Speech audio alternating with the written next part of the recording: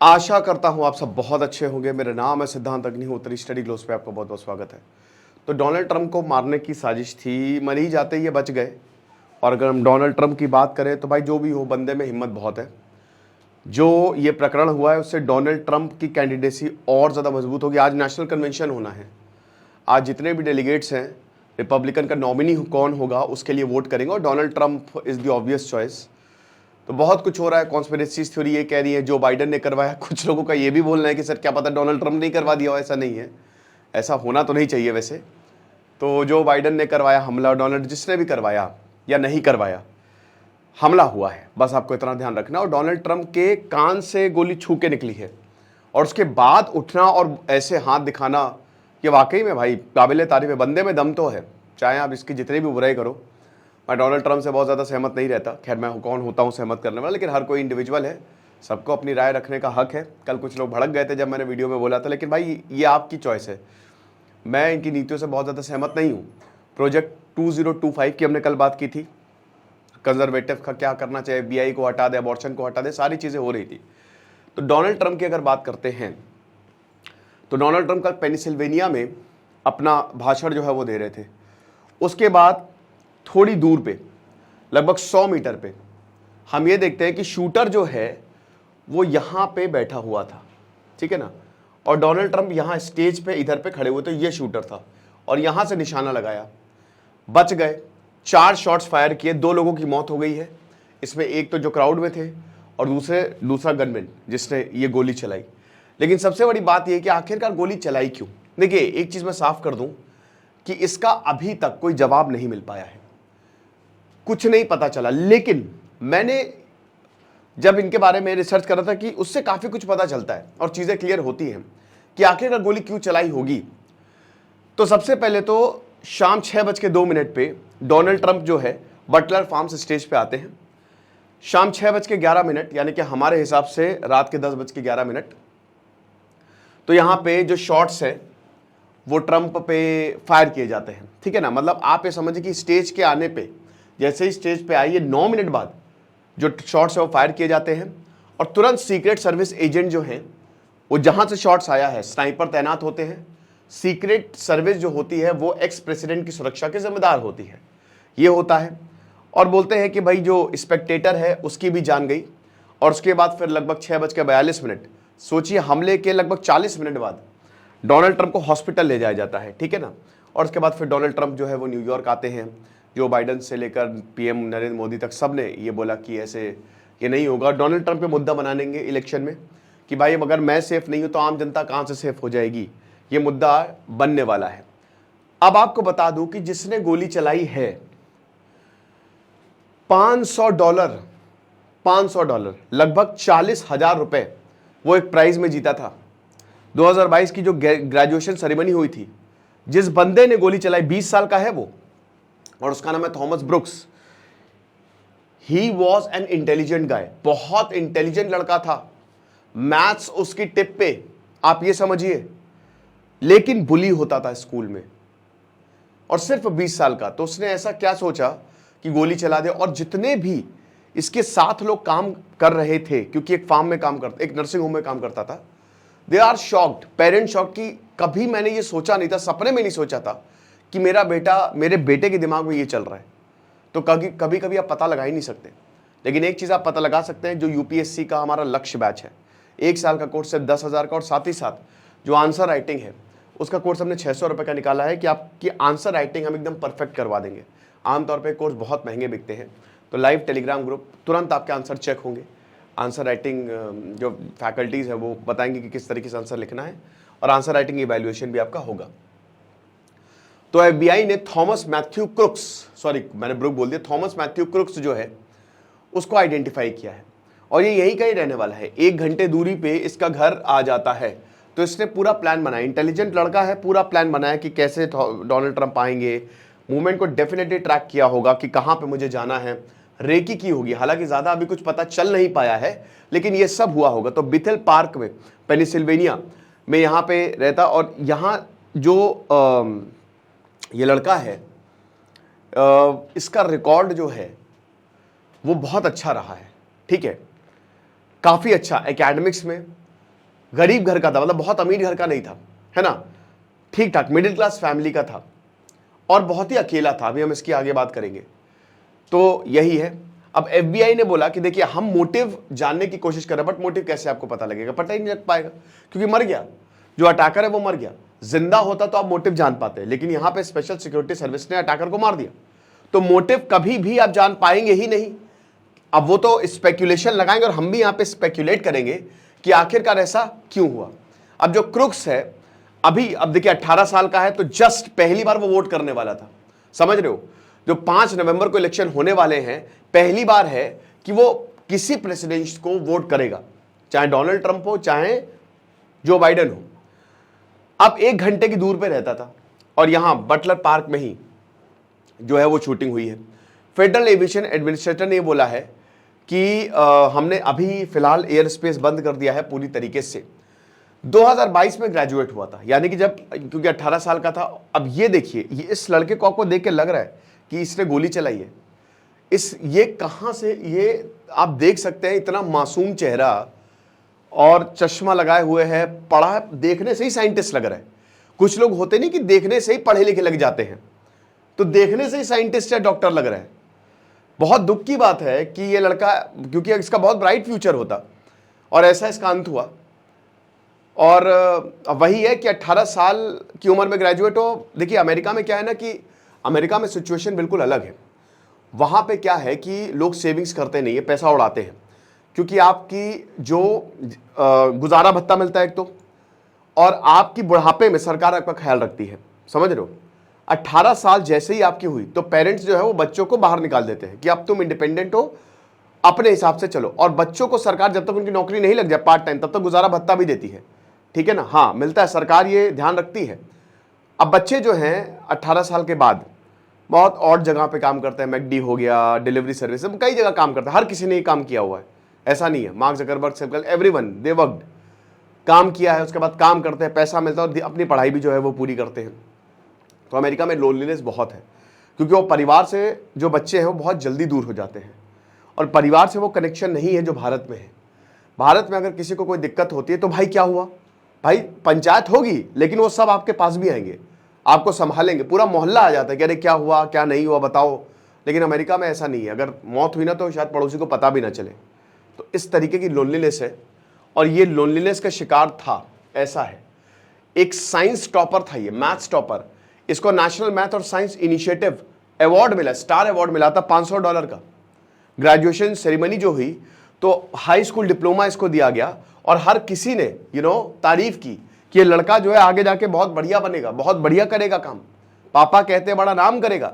तो यही चीज़ है। और आपको पता है कि ग्रेजुएशन जो होता है यहाँ पे नहीं होता है कि भैया आए टीसी दे दी चलो निकलो, ऐसा नहीं। कि वहाँ जैसे कॉन्वोकेशन होता है ना, वहाँ पे वैसी प्रॉपर कॉन्वोकेशन होता है कि ब्लैक ड्रेस, टोपी पहन के आओ, सब ऊपर टोपी उछालो, इस तरीके से, ठीक है ना। तो स्कूल ऑफिशियल ने ये बताया है। एक और जो बहुत ही चौंकाने वाली चीज़ सामने आई है कि ये ही वॉज बुलीड। स्कूल में बुलिंग जो है ना, ये बहुत कॉमन है। बहुत लोग बुली होते हैं, बहुत लोग बुली करते हैं। जो बुली करते हैं वो ज़्यादा खतरनाक है, और जो बुली होते हैं उनके जीवन भर में एक घाव रह जाता है दिमाग में। तो जिस तरीके से है गीक, है ना, कहते ना गीक, तो अब गीक पढ़ने वाला था बंदा, बढ़िया था, काफ़ी बुली हुआ, बताते हैं। और अमेरिका में तो बुलिंग बहुत ज़्यादा चलती है, तो ये काफ़ी ज़्यादा शांत था, ठीक है ना। और सबसे बड़ी बात, मारा क्यों? कोई पॉलिटिकल एफिलिएशन था ही नहीं।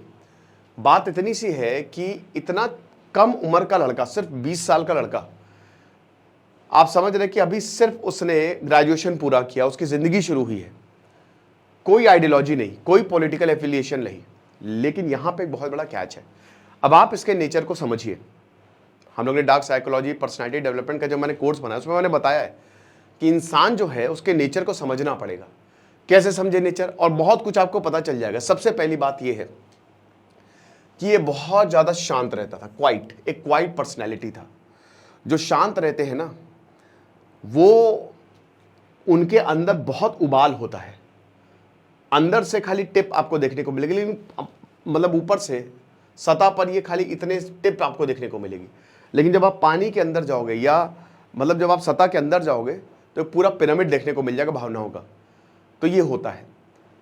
कि बहुत कुछ अंदर चल रहा होता है। अकेला था, कोई इससे बात नहीं करता था, लोनली इंडिविजुअल, इतना अच्छा, इतना ब्रिलियंट होने के बावजूद। एक अच्छी मूवी बन सकती है इस पे। और स्कूल में इसको बुली किया जाता था। अब ये तीनों चीज़ों को अगर आप देखो, बुली क्यों किया जाता है? क्योंकि आप आसान टारगेट होते हो, कमज़ोर होते हो, दूसरे बच्चों को इतना दिमाग होता नहीं है, उनको लगता है कि ओवर पावर करो, उसी में उनको मज़ा आता है। अब ऐसे में जब ये सारी चीज़ें होती ना, तो जो लड़का बच्चा होता है वैसे ही उसका दिमाग बहुत ही अकेला हो जाता है। जो बुली होते हैं वो ज़्यादा बात नहीं करते, ना ही उनसे कोई दोस्ती करता है। तो इसमें क्या है ना कि एक लोनलीनेस, और ये बड़ी डेंजरस चीज़ है, क्योंकि आज ये बहुत सारे बच्चों के साथ हो रहा है बुलिंग, ठीक है। तो बहुत ही शांत, बहुत ही लोनली था, ठीक है। ये तो चलिए, साथ ही साथ ये काम करता था एक नर्सिंग होम में काम करता था। और जो इनका एम्प्लॉयर जिन्होंने नौकरी दी थी, वो एक्चुअल में शौक है, क्योंकि बताते कि बड़ा शांत लड़का था, बहुत अच्छा लड़का था, बहुत बढ़िया था, काम में बहुत बढ़िया था, इसका नेचर अच्छा था। ऐसा हमने कुछ कभी सस्पेक्ट नहीं किया था कि इस तरीके का कुछ निकलेगा। मिडिल क्लास और अपर मिडिल क्लास नेबरहुड में ये पला बड़ा। जहाँ पे आप हो वो भी एक बहुत बड़ा रीज़न होता है, जहाँ पे आप रह रहे हो, ठीक है, कि आपका नेबरहुड कैसा है। लड़ाइयाँ होती हैं, जैसे जॉनी लीवर बताते थे कि हम तो धारावी में जा रहते थे, वो बहुत ही एक ऐसा एरिया था कि अगर मान लीजिए मैं एक्टर नहीं होता तो गुंडा होता, है ना, रोज़ मर्डर होते थे।